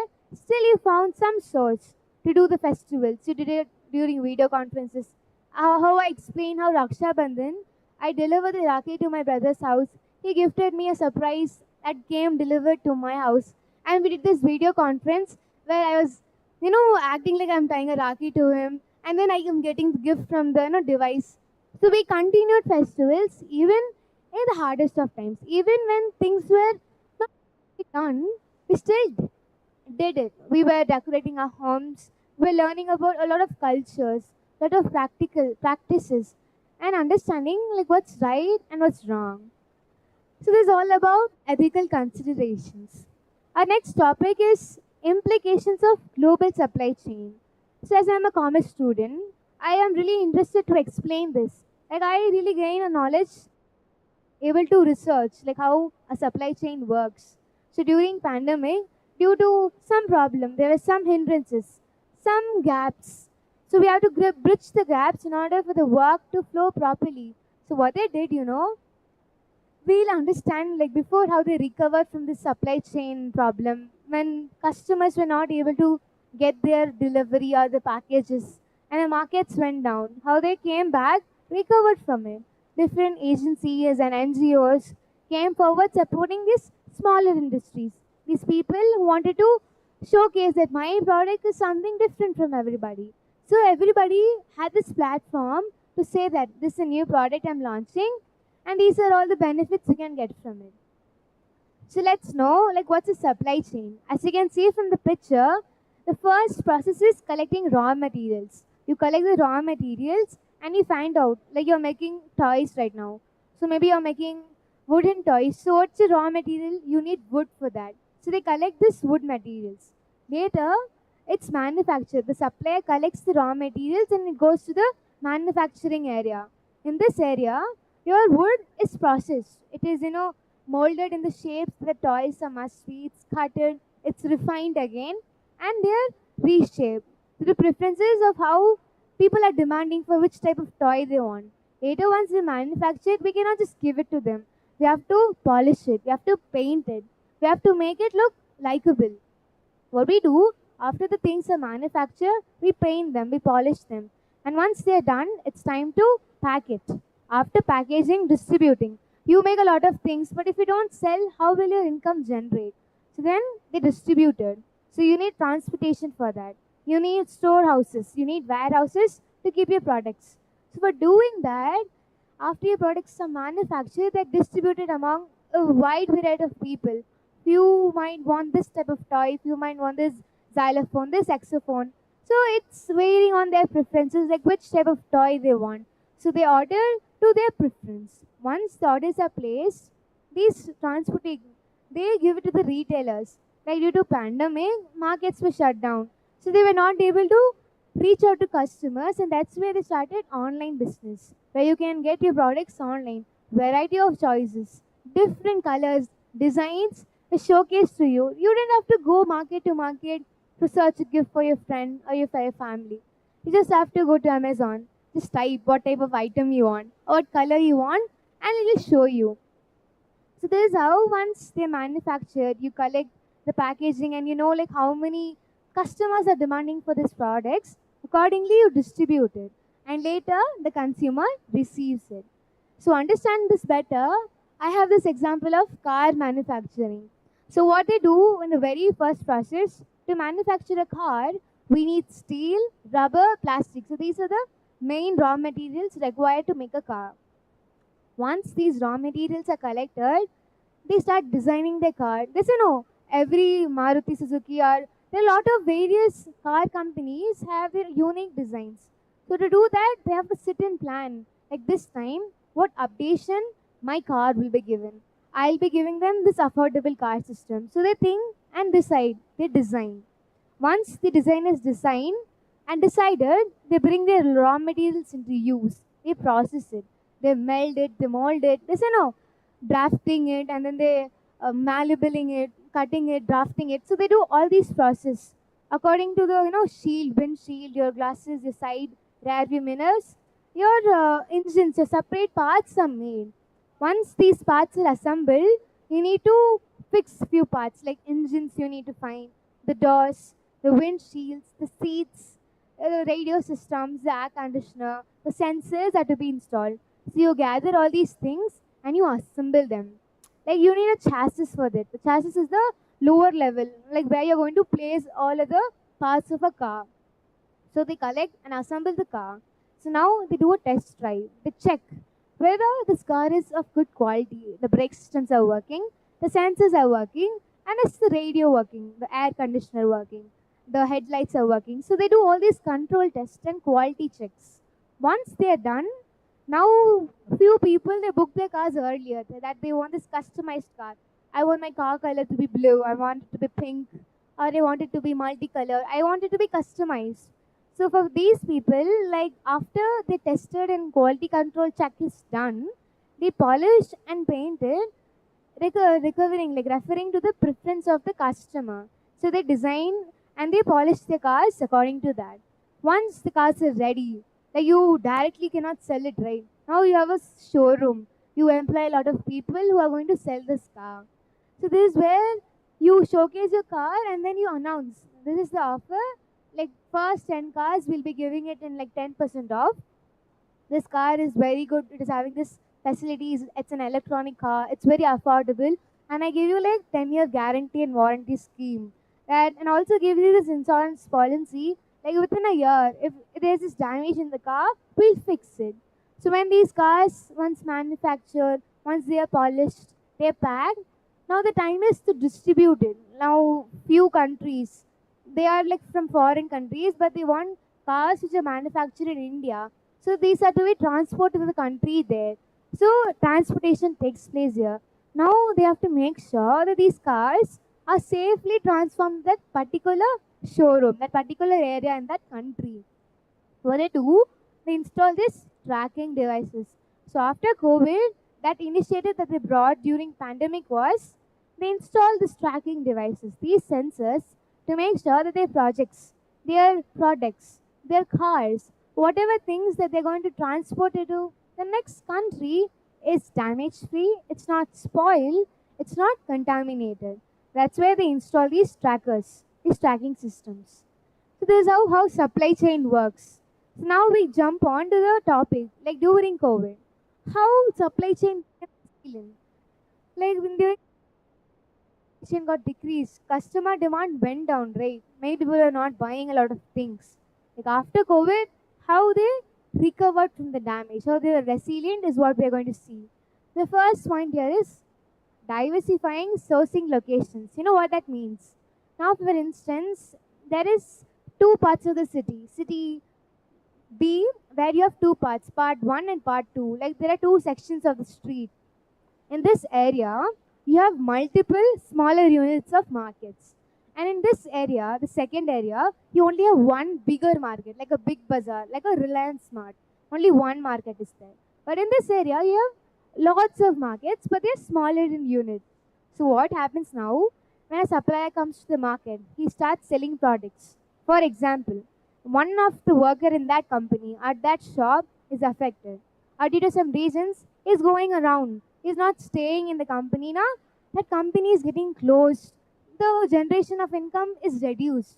But this company where there are small units, like once this shop is closed now, the customers there have other preferences. But this big bazaar, like once one worker is affected there, it completely shut down and people are not having access to the normal resources, the normal products. And that's where the company is losing its, essentialness and even this, once a company gains this promptness, this famousness, because of some drawbacks, shutdowns, now you cannot gain your customer loyalty back. So these smaller units, they didn't have any problem. Only one shop was affected. So what they say is like after COVID, they started diversifying locations rather than having one bigger market in an area. If we divide and diversify the locations around that area, around that city, like in every district, you have one shop of at least of this company. Sometimes what will happen, your supply is not well, or due to some reasons he's sleeping and he don't go to the workplace. So to avoid this, the company started diversifying the locations. The next point is about establishing redundancy plans. This plan is where when plan A fails, you go to plan B. For now, as I said, no, this area, one supplier is sick and not well. So the earning of that company is reduced. That shop, customers are not coming. So what these companies do, they have this backup supplier plan where they employ other people. Like when in need, you need other people, right? When only you have 5 customers and there's only one supplier, and it's understandable. But there are hundreds of customers coming to your shop and one shop is not enough. So that's why you diversify the location. And once if somebody is affected, When you have lots of other suppliers in your area, you can send them. They say no. Once a product is out of stock, but the demand of the consumers are very high. So somehow you have to bring the production unit near the end market. So in a way, like whenever the stock is completed, you can go and refill it. So this is about how even when suppliers were not doing work, these backup suppliers were given this opportunity. People who have been employed, they got this opportunity to work. Even if they were backup supplier, they're still earning, right? The process of the company is continuing. They don't have any breaks. And they have a very good flow of supplying products to their customers. Then the third point about improving visibility and coordination. This is about like in future, like due to some reason, markets are not working. What is this the next option that I choose? Like we understood in pandemic, the markets are shut down. We had to switch to online shopping. Similarly, in future, we have to view it right now. Like if there's this pandemic, some natural disaster, how are we going to continue getting these resources is the main plan. So this is where they start building coordination now itself. Now you see, you have a group of friends. You're with them from their childhood. Now you have this, like whenever you have a doubt or you have a problem, that friend will always come to you. But when you don't have this togetherness, this strength, or this bond between you, what's the use of it? So these people in the company, they made coordination among employees. Like no matter what disruptions happen or disasters come, we'll be together. When you're working together, there's an easy way to find a solution. Like a single person cannot think of how to control a country. Like a lot of ministers, Rajya Sabha, Lok Sabha, Prime Minister, President, all together, they come forward and what's best for the public, what resources we must provide them. Single handedly, you cannot do. This is unity is strength. The same case is here. When now itself we prepare our employees in such a way, like due to this disturbances, due to this emergency, come closer, come together and support each other. That time will not be about competition. That time it will be about coordination. How well we cooperate in our company and still continue our production. So that's about this point. The next is strengthening relationship with suppliers. They say no, suppliers are connected to retailers, manufacturers, distributors, sometimes consumers. So these suppliers have to build a strong relationship. How can you do that? Open communication. You share your experiences. The supplier can tell the retail owner that the product where I'm getting from, they offer you a discount. And if you want a discount, you tell me. So when the supplier tells the retailer that the company can provide a discount, then only it comes to his knowledge. So the way you have the bond with the supplier, you build this relationship, the more benefits you get. So what strengthening relationship with suppliers says is, you get to know the customer demand. Like in this area, how many people need this product? You do a survey online. Like in area A, 1,000 people need this product, but in B, only 20 need it. So according to that, I have to manufacture my products. I must make sure I don't waste my products. For instance, I need to make 1,000 products, but due to some reasons, 5 of my customers don't come that day. But that product is one day use. What I do is give it to the community, give it to the people who are in need. So in this way, I bring social service. I be humanitarian. I show my well developing this connection towards the people that even when the product's not sold, but somehow I can help them. People who are in need, when there's this excess products, I'll give it to them. So this is about it. Then the next is about investing in technology and automation. As you can see here, like stock management, like forecasting demands. They say no. They predict weather, they predict your future. This astrology takes place. So is in supply chain. When you forecast your demands, when you know in which area more people are demanding product and in which area they like your product but it's not going to them, how will you identify it? You cannot always go to the place and survey them. So that's why in online we do shopping. This is option for us to rate the product, to comment on the product, how well it is. Like few people take an advantage. It is easier for them to identify whether this product is in good use, or this product is bad. So when they do these ratings and reviews, they gather information that okay, these people in this area like the product. These people like the product, but there's something missing in it. That's why they do collaborations. Your product is good, quality is good, packaging is not nice.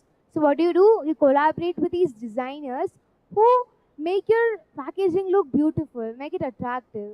Like you might not know how market product is good. So you bring in these people, you collaborate with them. Your marketing goes well, your product reaches to more group of people. So this is how technology was in use. When I am a person, okay, after COVID-19, I lost my job due to some reasons. But I have this own talent where I can make crafts items and I can customize things for people who like. Listen, no, my first day when my tooth, milk teeth came out, I want this frame of this thing. Or when somebody gives you a rose, like he's very close to you, he gives you a rose and you keep it in your textbook. Like once it's dried, later in future, what do? You want it to be remembered again. So these recent designers, these art people, they are in job now. They redesign now these rose petals. You wanted to keep it with you forever. So these are molded and melted in form of pendants, wall clocks, or watches. So you, whenever you see a watch, you remember this was the first rose I got. You look at the clock, oh, that's the rose that he gave it to me. Or my mom gave it to me on my birthday. So this is how you can remember things. This is how a lot of people who lost their jobs came forward by doing the technology. Like you cannot go houses and show that I'm doing this. This is my product. So when she posts online, this is my service I provide. This is the customizations I do. You can place order to me in this platform. You can contact me with this number and we'll deliver your product to your house. So in this way, social media gives this connection for people to get orders, to people to be empowering, to be continuing to employ themselves. So this is how technology integration, this combination of technology and supply chain really helped a lot of entrepreneurs, lot of small industry people to show that even in the very bad situation when the economy is also very hardly hit, they still come forward to help you. Government agencies come forward to help you. So this is about investing in technology and automation. Then the next is about enhancing risk assessment and mitigation. Mitigation is basically reducing the severeness of the situation. Now somebody is having a very bad condition, is very sick, very severe. What do? We give him antibiotics, we give him medicine, we give him some therapy, so it's all right. Similarly, for people when the supply chains got paused, there were some problems while supplying the products. So what they did, they brought in this risk assessment mitigations. Sometimes like vaccines, they are to be parceled in certain temperature. That is called the cold chain management. This cold chain management will identify that these products are temperature sensitive. When not in this temperature, they can either get expired or will no longer be in use. So they were focused. So these products like ice creams, when you're delivering them, they must be in particular temperature. Or few medicines, when it's in cold temperature only, it's stabilized. Or else it will get expired or some contaminants and fungus will grow in it. So to avoid that, every product has its own temperature control and it must be parceled and distributed according to its temperature. Then we have this collaborative approaches and knowledge sharing. Like supply chain, you manufacture a lot of products, but you bring in a new product sometimes. You might not know how to bring it to your customer. So you collaborate with bigger companies.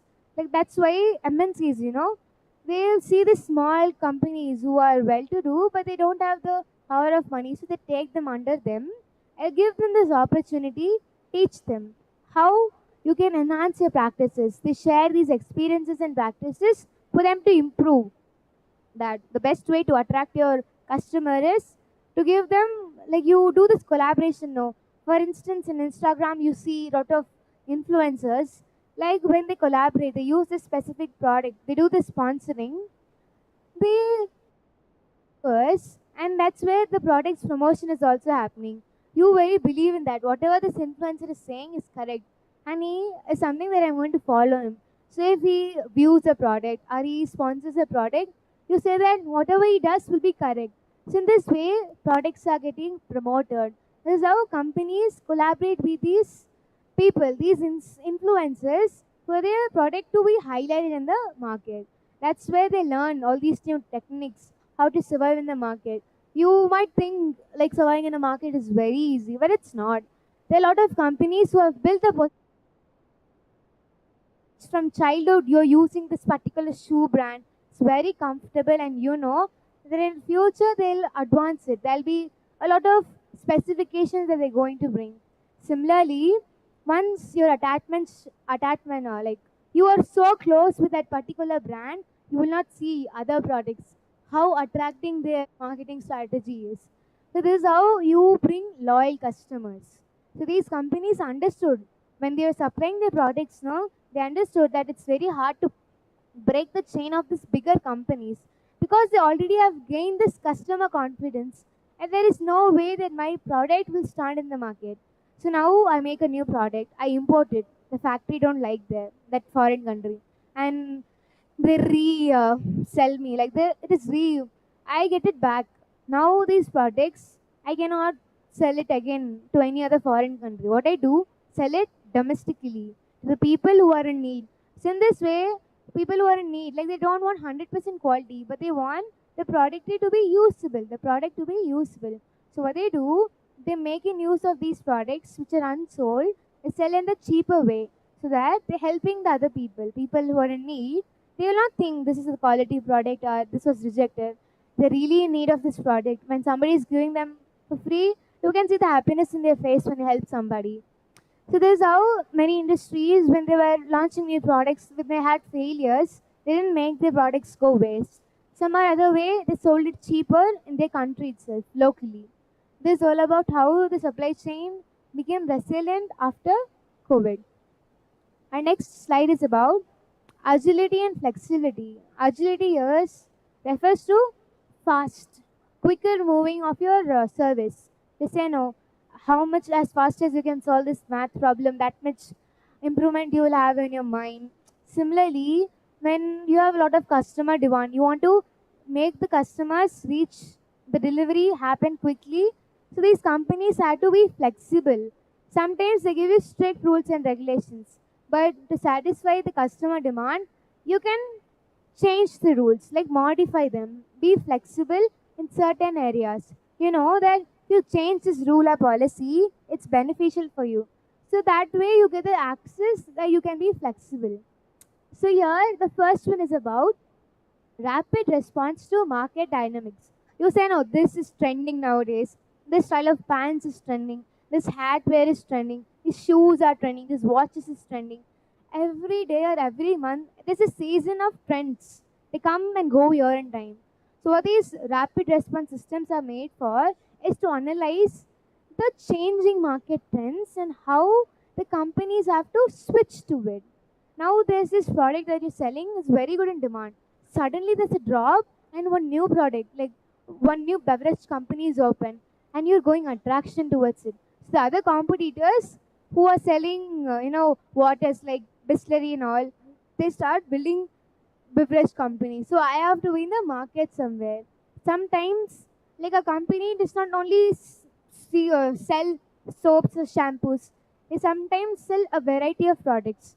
What they do, like when a product is in use, they bring it back and they reuse it. They reconvert it to something usable. That is what is the real-time data analysis. They analyze that now this product in the market is not usable, but somehow I have to use this ingredients only and make a new product. So what they do, we cannot always sit and think like how can I make changes. They use AI here. AI provides them with a lot of real life trial and error methods. Now I want to do this experiment with my project about this product. I can change it. I want to modify it. What I do, I place my ingredients. I place that my product is to be made in such a way that every season it should be trending. So you put this resource in that particular app, that particular AI app. You give this input, it processes. You say no, the hidden layer is where the process happens. You might not know what's happening in it, but they're processing. They're thinking of plans that's beyond human imagination. Later, when the process is done, the output is made. So in this output, you analyze like how well AI gives you this option of your preference to get changed. Now, when this preference of the customer is changed, the demand is changed, how easy switch to a newer product is about rapid response to dynamic systems. Then you have demand manufacturing. This is a technique which will forecast techniques. Now the product is good, but I don't know the proper technique to sell it in the market. So they'll identify. I'll do collaborations. I'll ask AI.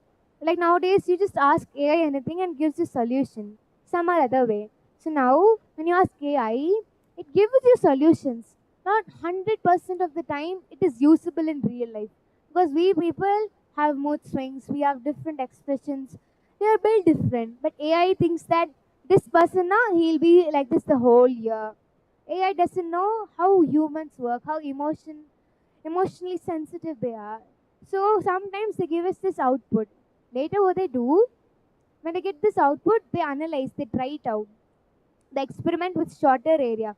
Like take small group of people, they put their new product and check how well the product is being sold in the market. And later, when the small group of people are very happy with the product, they go to the larger group. And when they sell it there, they see that customers are demanding for it more. And then you start manufacturing a lot of products, your demand increases. And that's where in manufacturing you're able to understand, like according to your demand, you'll manufacture products. You make sure that nothing is being wasted. Then the other aspect here is flexible production capabilities. Sometimes in this area, this market is very famous, and in Mumbai, a lot of people come to that particular shop and buy things. Now, what happens? The market is here, but the production unit is in Chennai. So it takes a lot of time to go to Mumbai and stock is out of stock. You have to rearrange it, refill it. It takes a lot of time. A lot of logistics is used. So to reduce this time gap, these production units were brought closer to these markets. So whenever they had to produce a lot of products or the demand increase easily, like the puzzles, we can switch tracks, not like the railway station tracks, like switch tracks when in need, when we understand that in this area, product demand is increasing. So if I bring my production unit near to it, I can easily refill my sources. I can refill my stock. So in this way, they'll not have problems of waiting for customers to get their products and the services to be delayed. So this all will be reduced. Then there's this point about supplier collaboration and responsiveness. Now, like a supplier doesn't go to one market to supply goods. He goes to variety of markets, variety of regions. He meets different people, different styles and ways of how they are going to sell this product in the market. So in this way, he has this knowledge. He understands of how this particular market, this person during this time he requires 100 units or 100 boxes of this package, this product. Later, when the supplier goes to that other city, he realizes that in this area the demand is slow, but people are more in need of the product, and due to the expensiveness of the product, they're not able to afford it. So what they do when they understand, like this area, people want their product, but it's not affordable for them. The supplier says to the manufacturer, "You use good ingredients, but like machines now your expenses increases. But the work can be done using manually. You can use labors now. It's okay." So they bring one step down where to make the product affordable, they do human labor. They bring back in human labor.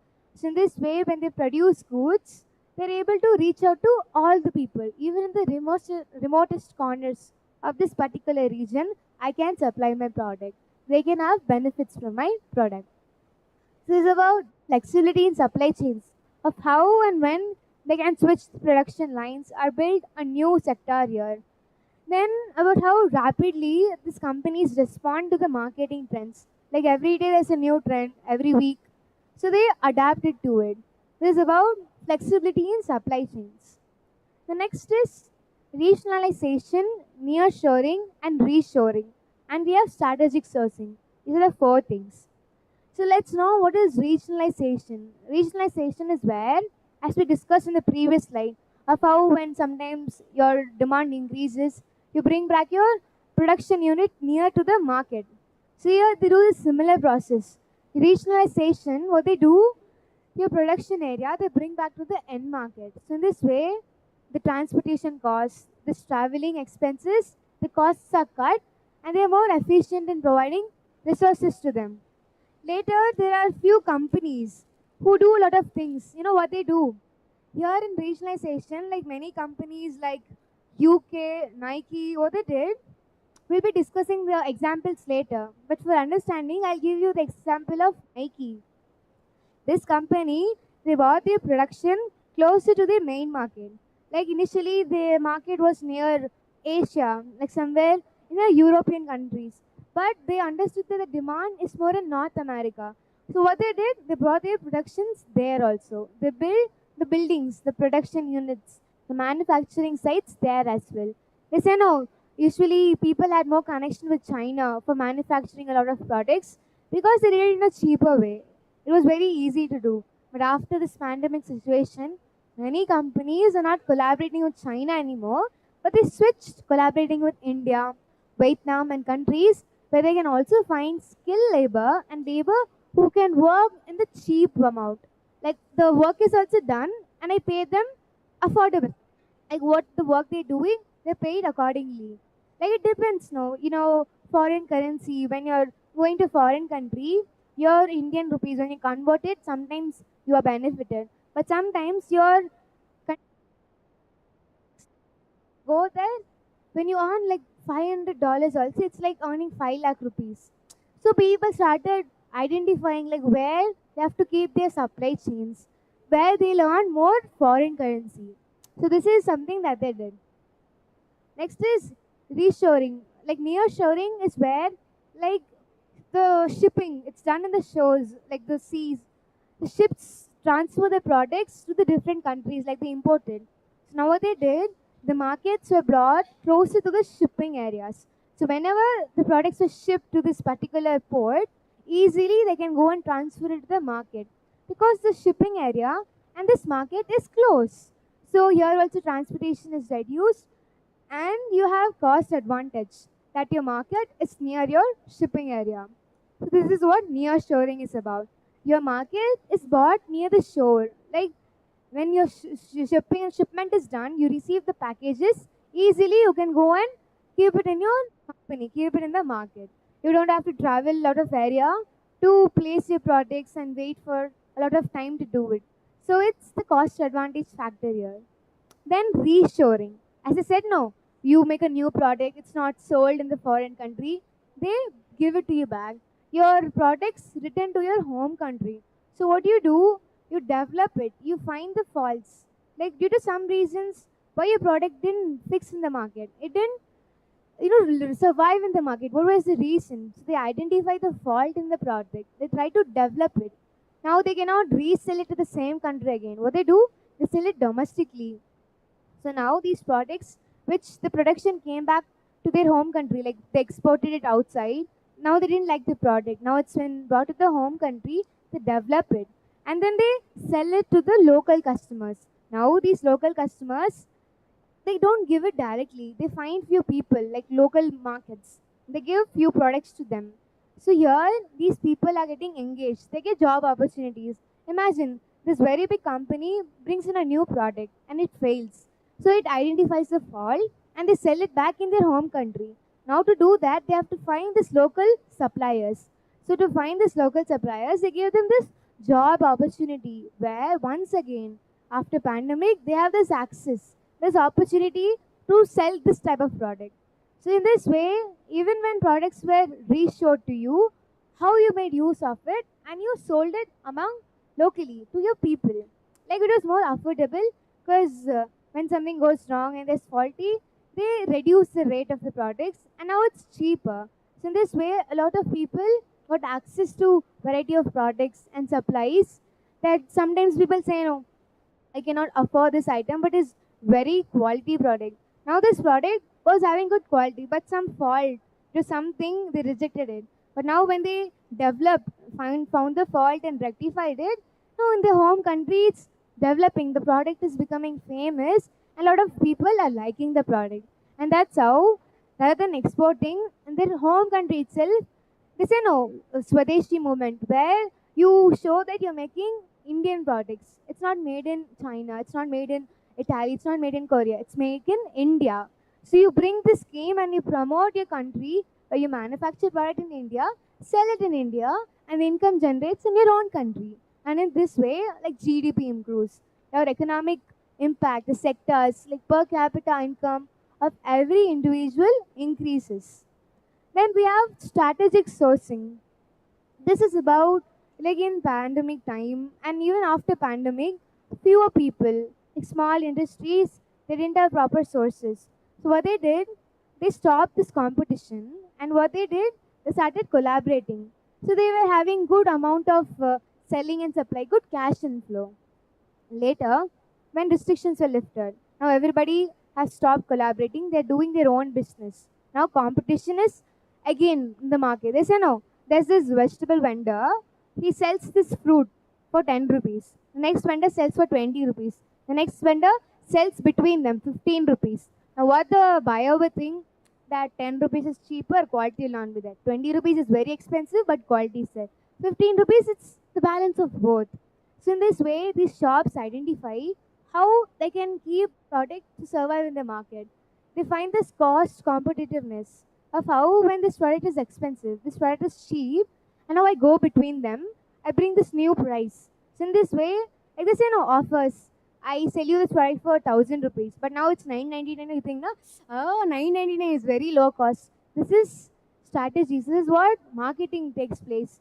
We think that this 1 rupee is reduced now, we are saving a lot of money. So in this way, this marketing works and how people are more involved, understanding how this works. Later, they understood that a lot of laborers who were unskilled also had some talent in them. So what they did, they advanced their things. Usually, they'll be in a dyeing industry. So you don't need skilling for that. You just have to do the instructions what they say you. So here they brought this new process where in their own dyeing factory they open this sector where they provide you tie-dye shirts. So to do that you have to open a social media page. You have to do marketing. You have to do advertising. In this way, workers who were normal but they had this interest when they were dyeing the products and clothes, they thought I'll take few of the products who have having some defect. What I do, I embroider it and then I sell it in the market. So in this way, people who were not skilled found that they can do something. They can bring back this hope in selling products. So the factory they were working in, they got few sample pieces and they started manufacturing it. So in this way, they built their own business of selling tie-dye shirts. Then they started bringing pants and then dresses and then kurtis were made. Now jeans pants are made and even you have tie-dye scrunchies, accessories. Like everybody are as we discussed, like market dynamics. That according to the trend, they require the products. So now in the market, this is trend, like tie-dye shirts are trending. So now they understand that from dyeing industry, few people like went out. They understood that now it's marketing. It's time where people want this tie-dye shirts. So they started manufacturing in their home. They knew the process of how to dye items. So they bought into samples. They collaborated with the small textile industries for this clothing and they tied it down. When they do this tie dye, they customize the colors the customer wants. They're bringing their own businesses. That's how people are becoming young entrepreneurs nowadays. Like in some other way, whatever you're doing, you're not satisfied still. You want to do more. You want to earn more. You want to be like one day when I sit, there'll be somebody to bring me a chair. Or one day when I'm doing something, there'll be a service given to me. I'll have a bigger house. I will have this technology in my house. My parents will be so proud of me. We want to keep improving. We want to earn more profit. We will not stop if our income, monthly income is 1 lakh, I'll not stop. I'll try like how I can double it. What are the strategies I must understand? So for this, collaborating with people. When you do social skills, you talk to people of how customers, like the mindsets of people change. They have a lot of preferences. When you identify it, you think like, okay, now today I can do it. Even if there's a lot of problems in the market, I still can go by myself and stand for myself because I have learned how to survive. This pandemic has taught us, these restrictions, this lockdown made us experience our own capabilities that we never knew. How these raisin art workers, how these people were working in factory, when restrictions were there, they started manufacturing products at home. Later, markets were closed. online shopping brought in, how people changed themselves. This environment was dynamic, continuously changing. This is what we learned. This is what we learned from the strategist sourcing, that however things are coming to you, you must adapt to it, adjust to it. This is all about the regionalization, nearshoring. I'll take a break.